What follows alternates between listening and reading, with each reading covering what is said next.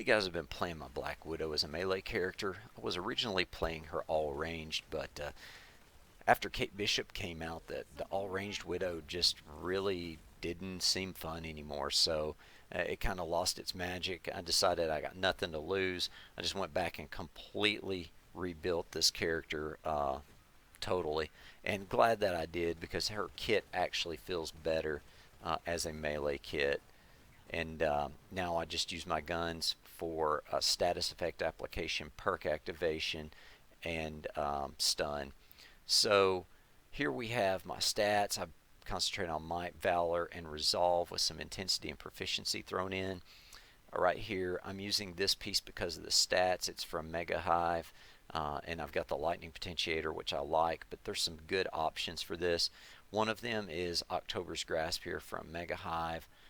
Gives you a 30% increased status damage when your Shadow Ops meter is full. This one I really like. This is from Last Avenger Standing, and melee crits give you a Jarvis barrier, so awesome defensive piece. And then lastly, if I was using a different ranged gear, I would consider Gloves of the Storm because that will give you a possibility for a Tachyon Surge, and that this ranged piece was really hard to farm, so I would probably use this if I didn't have the other. Whichever one of those I got first, I would use. So here's my storm piece that I'm using. It's got the machine gun, the pistol, and then of course the Tachyon Surge. If I didn't have that, I would just use probably a ranged buff with Cosmic on machine gun. This one is awesome from Mega Hive, Lightning Potentiator, Jarvis Berry on Perfect evade, and then the Shadow Ops amplifier. So that's a really cool defensive piece because it ups your damage potential. And then this is from Elite Vaults. The main thing though is the Berserker buff because I use pistol to activate the 16 hit damage buff. The other perks on there are just gravy, but I just recently got that piece. Before that I was just running like an aerial Apex Blitz or some garbage like that with the damage buff at the bottom, and it worked great. I'm using Tactagon, all Valor on my top ISO. This bottom ISO is one of the new ones, and I like that for Widow. It's Proficiency Might Valor, which is great, and it's got the Reactive Supernova, which cosmically charges enemies sometimes when you get hit, which is cool for Widow because she has a shock on her heavy attack always. Shadow Gifts right there is broken right now. It gives you a 100% drop on heroic orbs, so it's really important for this build. Hopefully it stays broken. Lightning Fist turns your Widow's Bite into melee. Lethal Bite gives you an extra charge. Galvanic Bite makes your Widow's Bite hit harder during your main ultimate. So all that stuff just adds up to make Widow's Bite a nightmare.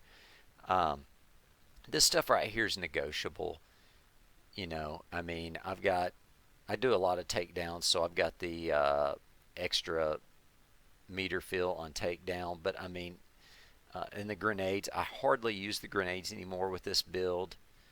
More status when invisible is always good. I'm actually going for this middle one right here, the 15% faster while invisible heroic charge. Critical attack for melee, that one's important. You want critical melee there. And then the heroic orb on takedown as always. I've got stun because stun helps you get takedowns, and then light and heavy attacks boost the energy meter by 5%, so it helps your heroic meter fill. Okay, speaking of takedowns, I do a lot of them with this build, so I have deselected everything except for this one. You want to use up close but not too personal.